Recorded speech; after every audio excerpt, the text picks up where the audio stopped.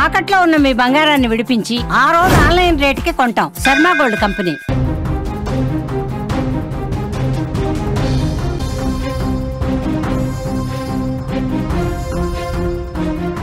దొరికింది 3 శవాలు మాత్రమే.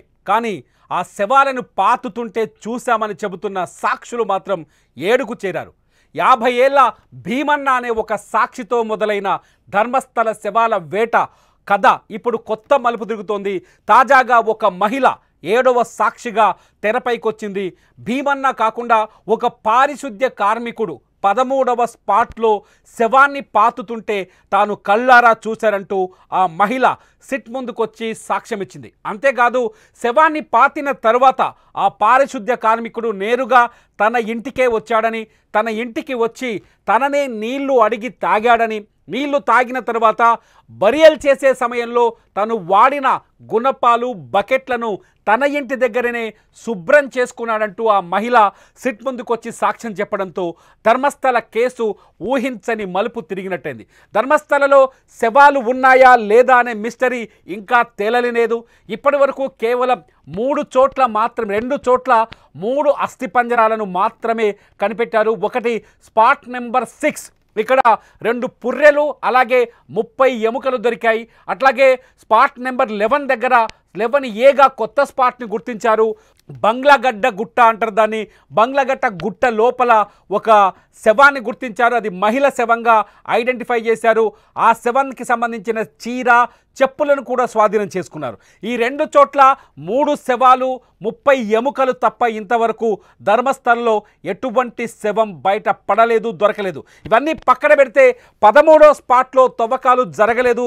వరుసగా 12 స్పాట్లను తవ్విన తర్వాత ఆగస్టు 8వ తేదీన 13వ స్పాట్ని తవ్వాల్సిన అవసరం ఏర్పడింది. కానీ 13వ స్పాట్ దగ్గరికి రాగానే ఎవరైతే కంప్లైంటర్ ఎవరైతే ఉన్నారో భీమన్న సాక్షి ఎవరైతే ఉన్నారో తను మాట మార్చాడు.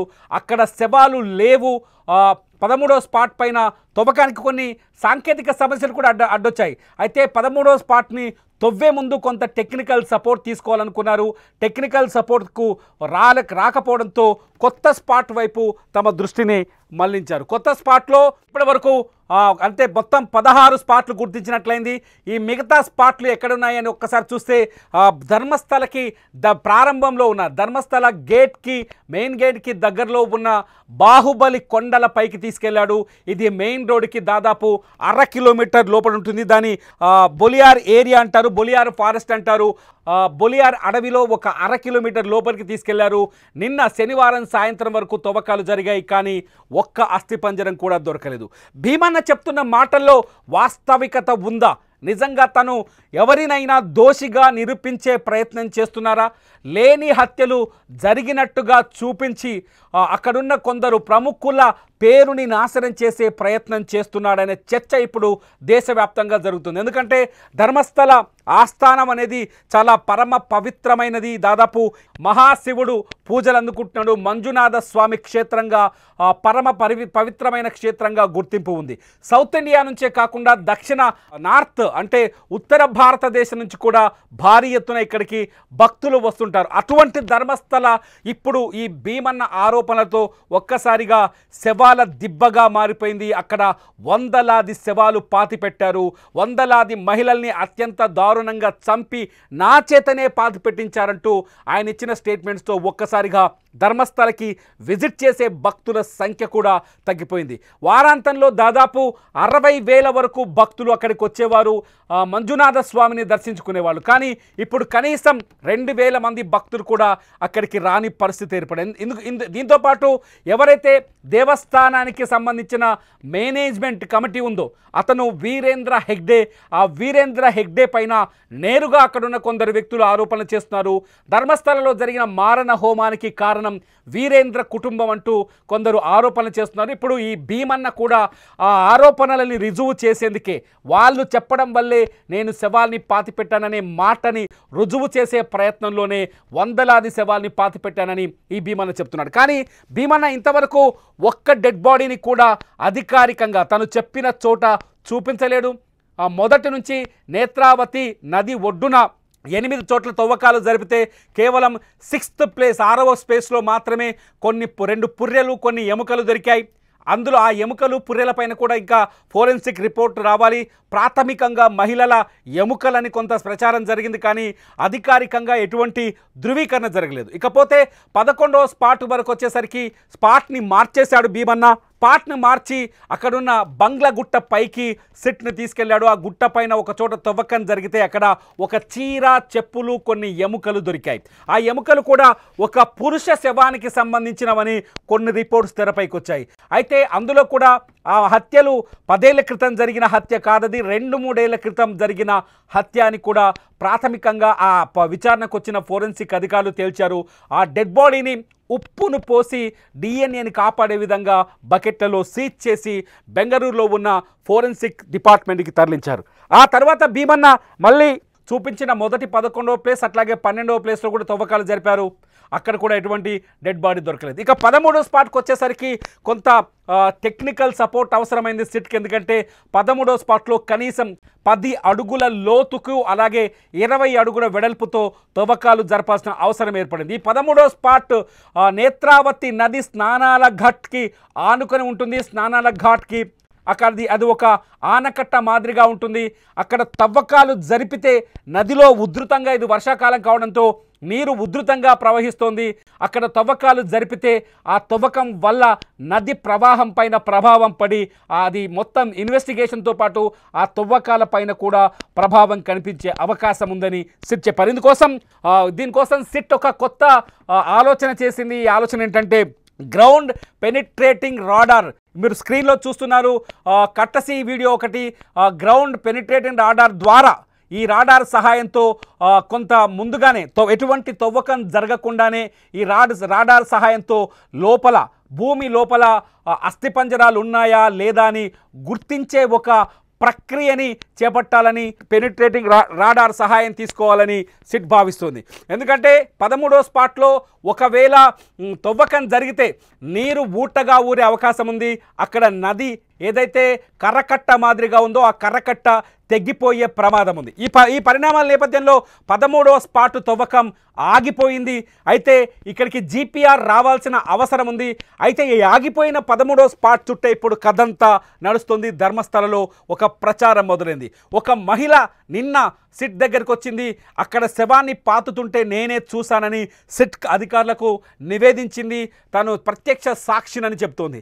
ఆ సాక్షి ఇంకొక మాట కూడా చెప్తోంది. అక్కడ శవాన్ని పాతిపెట్టిన వ్యక్తి ఒక పారిశుద్ధ్య కార్మికుడని చెప్తోంది. పారిశుద్ధ్య కార్మికుడు అంటే ప్రత్యక్ష సాక్షి ఉన్నాడు. ఇప్పటివరకు భీమన్నగా అతనికి కోడ్ నేమ్ ఇచ్చారు. ఆ భీమన్న కూడా గతంలో పారిశుద్ధ్య కార్మికుడిగానే పనిచేశాడు. 1995 నుంచి 2014 వరకు పారిశుద్ధ్య కార్మికుడిగానే అతను విధులు నిర్వహించాడు. ఆ తర్వాత ఆ ప్రాంతాన్ని వదిలి పారిపోయాడు. ఇదంతా ఆ పారిశుద్ధ్య కార్మికుడు ఈ పారిశుద్ధ్య కార్మికుడు ఒక్కడేనా అనే చర్చ కూడా ఇక్కడ మొదలైంది. ఇకపోతే ఈ మహిళ కంటే ముందు మరికొంతమంది 6 వ్యక్తులు, అందులో కొందరు మహిళలు ఉన్నారు, కొందరు పురుషులు ఉన్నారు.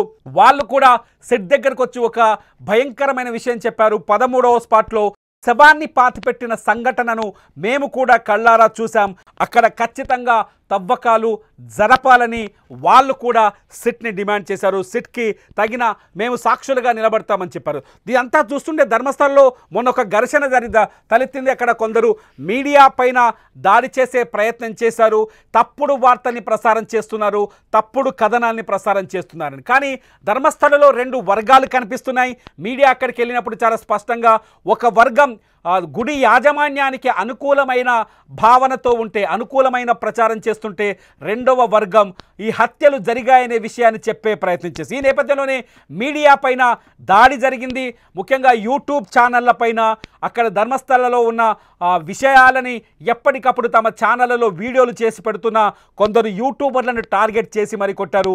ఇది కూడా 2012లో దారుణ హత్యకు గురైన సౌజన్య ఇంటికి సమీపంలో ఈ ఘర్షణ తలెత్తింది. ఇదంతా పక్కన పెడితే ధర్మస్థలంలో నిజంగా శవాలు ఉన్నాయా? ఈ 17 మంది సాక్షులు ఇప్పటివరకు దొరికింది 3 శవాలు మాత్రమే. 100కు పైగా శవాన్ని పాతిపెట్టానని చెప్తున్నాడు భీమన్న. 10 ఏళ్లలో తాను 11 ఏళ్ళు మాత్రమే ధర్మస్థలంలో లేడు, మిగతా ప్రాంతమంతా అతనికి బాగా తెలిసిందే. తను పాతిపెట్టిన స్పాట్లని 1 కాదు 2 కాదు దాదాపు 30 స్పాట్లను ఇప్పటికీ సిట్ అధికారులకు చూపించాడు. అందులో 13 చోట్ల తవ్వకాలు జరిగాయి. వాళ్ళు గుర్తించిన 13వ స్పాట్లో ఇప్పుడు రాడార్తో సెర్చ్ చేయాల్సిన అవసరం ఏర్పడింది. అయినా కూడా అక్కడ ఒక్క అస్థిపంజరం కూడా అధికారికంగా దొరకలేదు. ఒక్క అస్థిపంజరాన్ని కూడా అధికారులు గుర్తించలేదు. 13వ స్పాట్లో రాడార్ సహాయం తీసుకున్న డెడ్ బాడీస్ దొరుకుతాయా దొరకదా అనే టెన్షన్ ఒకటి కొనసాగుతోంది. భీమన్న చెప్పిన మాటల్లో వాస్తవికత ఉందా లేకపోతే అబద్ధాలు చెబుతూ మొత్తం ప్రపంచం దృష్టిని తన వైపు తిప్పుకునే ప్రయత్నం చేస్తున్నాడా? ఎందుకంటే ధర్మస్థల శవాల కథ అంతర్జాతీయంగా చర్చ జరుగుతోంది. అంతర్జాతీయ పత్రికలు కూడా వీటిపైన కథనాలు రాస్తున్నాయి. BBC లాంటి సంస్థ అక్కడ కొందరు సాక్షులను ప్రశ్నించింది.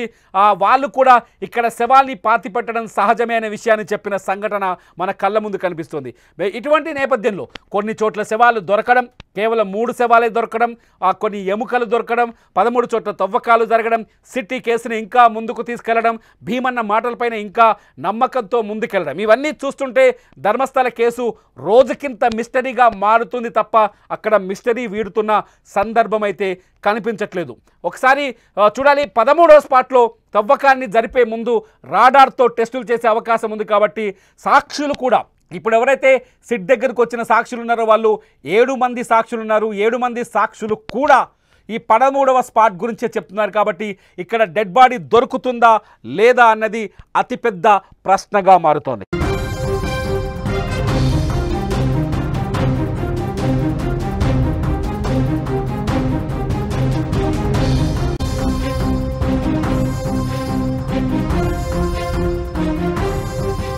ధర్మస్థలంలో సిట్ విచారణని వరుసగా రెగ్యులర్గా ఫాలో అవుతున్నాం మేము సుమన్ టీవీ.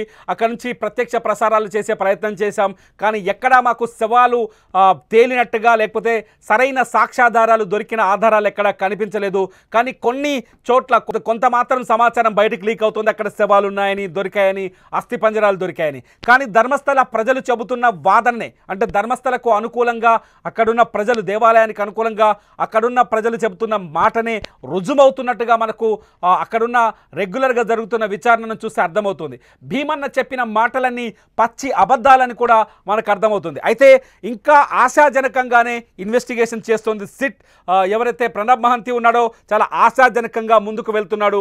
అతను చెప్పిన అన్ని చోట్ల తవ్వకాలు జరిపిన తర్వాతే తుది నిర్ణయం తీసుకుంటానని చెప్తున్నారు. సిట్ విచారణ కొనసాగిస్తోంది. సిట్ విచారణ ముందుకు వెళ్తోంది. సాక్షుల సంఖ్య 7కు పెరిగింది. తాజాగా ఒక మహిళ వచ్చి నేను శవాన్ని పాతుతుంటే చూశాను, పారిశుద్ధ్య కార్మికుడు, అతను మా ఇంటికి వచ్చి నన్నే అడిగి నీళ్ళు అడిగాడు. నీళ్లు తాగిన తర్వాత తను తవ్విన బకెట్ కానీ లేకపోతే శవాన్ని పాతిపెట్టేందుకు వాడిన గుణపం కానీ మా ఇంటి దగ్గరే కడుక్కున్నాడు, మా ఇంట్లో బకెట్ నీళ్ళతోటి అని చెప్పేసి ఆ మహిళ తను ప్రత్యక్షంగా చూసినట్టుగా చెప్తోంది. ఈ సాక్షుల మాటలు వింటుంటే ఏదో జరిగిందనిపిస్తోంది. అక్కడున్న ప్రజల మాటలు వింటుంటే, సిట్ విచారణ జరుగుతుంటే, పరిశీలిస్తుంటే, ఫాలో అవుతుంటే అక్కడ ఏమీ జరగలేదు, ఎటువంటి హత్య జరగలేదు అనిపిస్తుంది. మీరేమనుకుంటున్నారు? నిజంగా ధర్మస్థల శవాల కథ ఒక అభూత కల్పన అని భావిస్తున్నారా లేకపోతే అక్కడ హత్యలు జరిగే ఉంటాయని మీరు భావిస్తున్నారా? మీ అభిప్రాయం ఏంటనేది ఈ వీడియో కింద రాయండి. ఎందుకంటే ధర్మస్థలలో నిజాలు నిగ్గు తేలాల్సిన అవసరం ఉంది. అది హిందువులకు సంబంధించిన ఒక సెంటిమెంట్ ప్రాంతం. ఆ హైందవులు ఎంతో పవిత్రంగా భావించే మంజునాథుడు కొలువైన ఆ ప్రాంతంలో ఇటువంటి విచారణ, ఇటువంటి ఆరోపణలపైన మీ అభిప్రాయం ఏంటనేది ఈ వీడియో కింద రాయండి. ఈ వీడియో కింద మీ అభిప్రాయాలు రాయడం ద్వారా ధర్మస్థలలో నిజంగా నిజాలు వెలికి తీసేందుకు మీ కామెంట్స్ ద్వారా మద్దతు వస్తుంది. ఈ వీడియో చూసిన ప్రతి ఒక్కరూ ధర్మస్థల పైన తమ ఒపీనియన్ని, ధర్మస్థల కేసు పైన తన ఒపీనియన్ రాయటం వల్ల ధర్మస్థల పైన జరుగుతున్న విచారణ పైన నిజాల్ని వేగంగా వెలికి తీసేందుకు ఉపయోగపడుతుంది. మీరేమనుకుంటున్నారు? నిజంగానే ధర్మస్థలలో శవాలు దొరుకుతాయనుకుంటున్నారా లేకపోతే ధర్మస్థలలో ఈ శవాలు పాతి పెట్టామన్న ఆరోపణలన్నీ పచ్చి అవాస్తవాలనుకుంటున్నారా? మీరేమనుకుంటున్నారు అనేది ఈ వీడియో కింద టైప్ చేయండి. చూస్తూనే ఉండండి లైవ్ అప్డేట్స్ కోసం సుమన్ టీవీ డిజిటల్ లైవ్, అట్లాగే సుమన్ టీవీ లైవ్.